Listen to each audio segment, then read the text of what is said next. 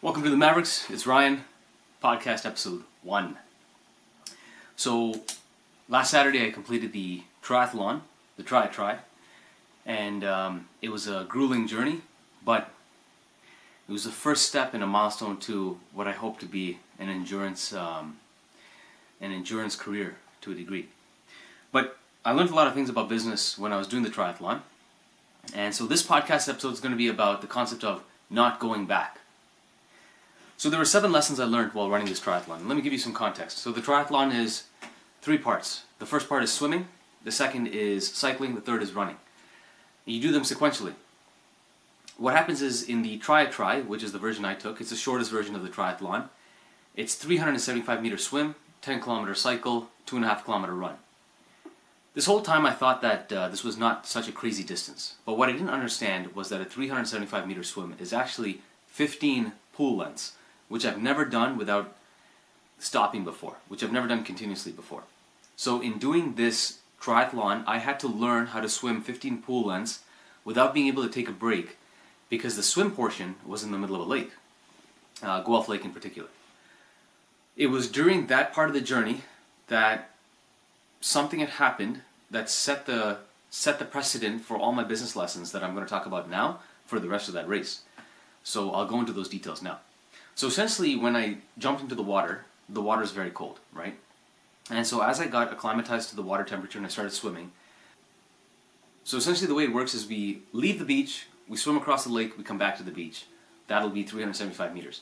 At each corner that we take the turn, we're going to hit a buoy.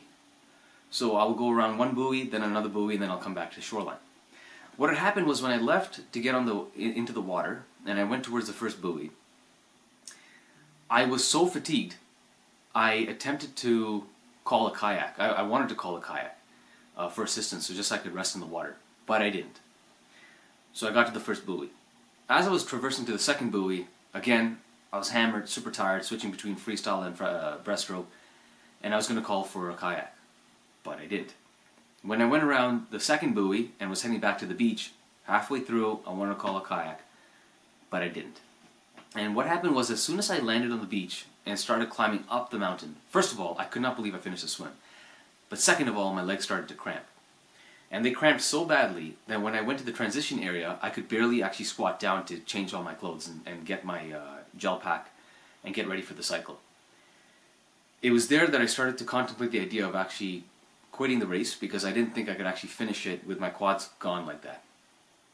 Anyway, through the cycle portion, my quads were fired up, and they settled down finally halfway through the race. And when I got back to the run portion, my hamstrings and my calves started to pull, and so those started to cramp. And I was basically stilting my way to the finish line. Ultimately, though, halfway through that run, I was able to figure out how to manage the pain, and I got to the end, and my legs were blown. So these were the lessons that I learned from this race. So number 1, I want to talk to you about the triathlon and what happened there. And 2, I want to talk to you about the pain points. That's what we covered. Now in regards to business, there are 2 kinds of mental barriers you tend to face when you're going through obstacles in life. You're going to encounter soft barriers and hard barriers. Soft barriers are barriers which you can push through. They'll be very difficult and they'll test your mental strength. Hard barriers are barriers that are physical, almost physical in nature, that will stop you in your tracks and force you to change direction. During this race, I had to ask myself, was the cramping that I felt a soft barrier or a hard barrier? That question, every time I kept saying to myself it was a soft barrier, something I had to push through, it enabled me to actually power through the pain and continue forward on the cycle portion, and then continue forward on the run. Had I said this was a hard barrier, something that I don't think it was healthy for my body to go through, I would have stopped the race and I would have exited and I would have never finished. So part of the difficulties that you'll face in life and in business and even in endurance races like the Tri or the triathlon, you have to ask yourself, are you encountering a soft barrier or a hard barrier? And when you make the decision that what you're going through is a soft barrier, you can push through. And if you make the decision that you're going through a hard barrier, you just got to detour. But it's all in the mind as to which of these barriers this specific barrier is. Fourth point, slowing down versus giving up. Now, when I was going through the race, especially the cycle portion, especially actually the swim, because in the swim, I went from freestyle to breaststroke because I was just running out of energy. And in the freestyle, you're going faster, and in the breaststroke, you're taking a longer time, but you're able to get your energy back, but you're just very slow in the breaststroke. When I got on land and I started cycling, I wanted to stand up and start cycling, but because my quads were cramping up, I couldn't actually stand. So there, I just had to cycle as much as I could and just power through it. At one point, I had to dismount from the bicycle and walk part of the race because I was just like hammered. And then in the run portion, when I was running and my quads, my hamstrings, and my calves all pulled, I had to stop for a moment and just catch my breath and start breathing to get oxygen back into my legs so that I could start I could start my run again. Because once I got composure and once my body was able to accept the shock that it was going through, I was able to continue the run. So you have to ask yourself, you have to convince yourself that there is a difference between slowing down and between giving up, right? No one is going to judge you if you have to slow down. No one is going to judge you if you have to change your form of swimming or cycling or running, or if you have to change your business or the kind of output that you're putting out per day or the kind of work that you do. No one's going to judge you if you have to slow down a bit. They will judge you, though, if you have to quit. Nobody wants you to quit. And it's the quitting where a lot of people get caught up on. You just have to make the decision that to slow down does not mean that you're failing. To slow down just means that you got to take your time getting through and getting to the finish line. To give up is what you have to avoid. Fifth point, there's a difference between being busy and being productive. Being busy is almost like running around in a circle. You're active, but you're not making any forward progress. Being productive is you're making forward progress. Now, most people think that if their schedule is full and they're busy, then they're actually making forward progress when that's not the case. Making forward progress means you take one step closer to your goal every single day. Now, that might mean that you'd finish all your work for the day in about an hour. Just because you finished your work so quickly and the rest of the day is free does not mean you're not productive. You are productive, you just did it very quickly, right?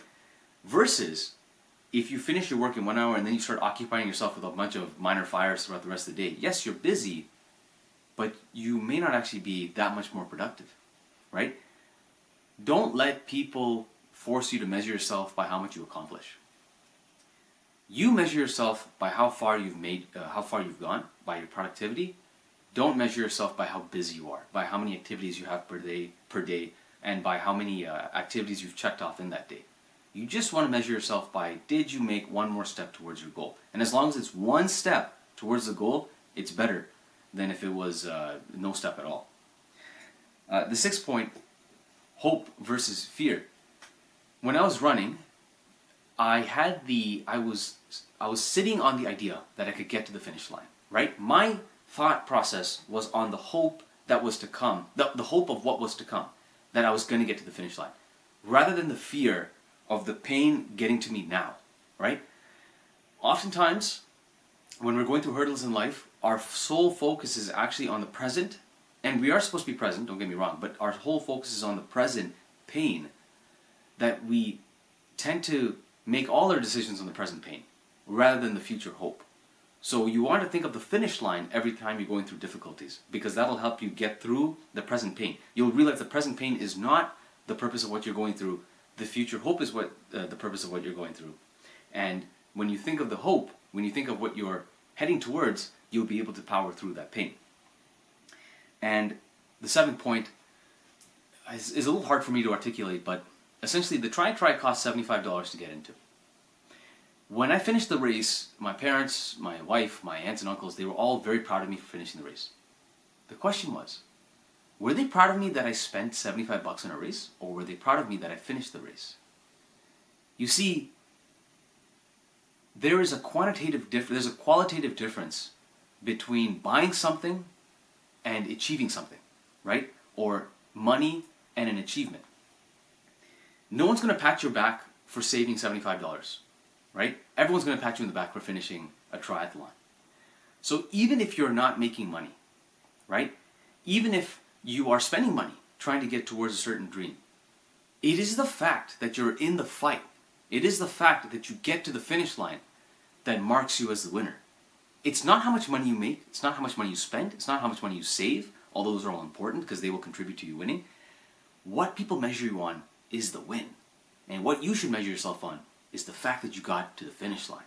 So now, just going back through all 7 points, number 1, I talked to you about the triathlon. And number 2, I gave you some context about how I felt pain throughout each of the sections.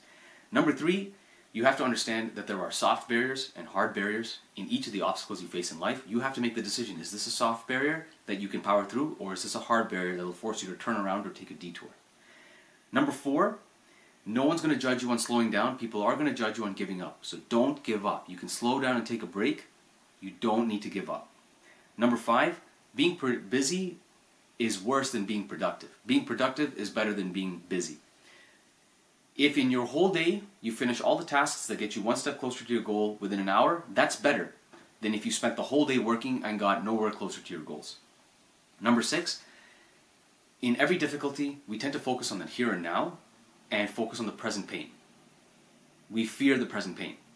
Don't focus on the present pain, focus on the future hope during those difficult moments, because it is the future hope, the possibility of getting to the finish line, that will help you get through the difficulty in the first place so that you can get to the finish line.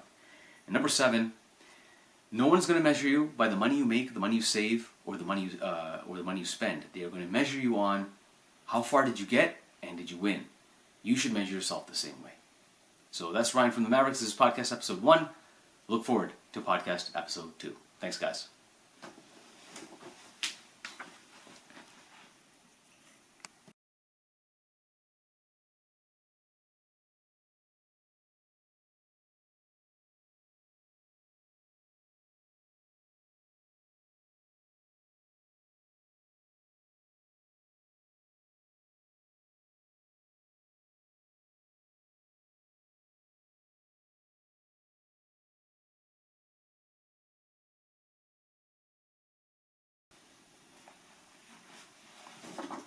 Sorry, one more thing. So if you want to subscribe to the Mavericks, you can go to our website, mavericks.goldwynandsons.com, and there'll be a sign-up page where you can sign up for joining our newsletter, and there you can learn more about the 3 business books I would recommend when you get into a business, and then the two habits, the 2 practices that will lead to success either in business or in life. And then after that, I'll also talk to you about the FES, which is the Foundations of Entrepreneurial Success. It's a program that I've been documenting and working on to try and track what are the lessons that lead to successful entrepreneurship. So instead of having you learn that lesson all from scratch, you can learn it from my lessons and from the entrepreneurs and the multimillionaires that I've been in contact with in this program called FES, which you can find more about when you sign up for our newsletter. All right, thank you.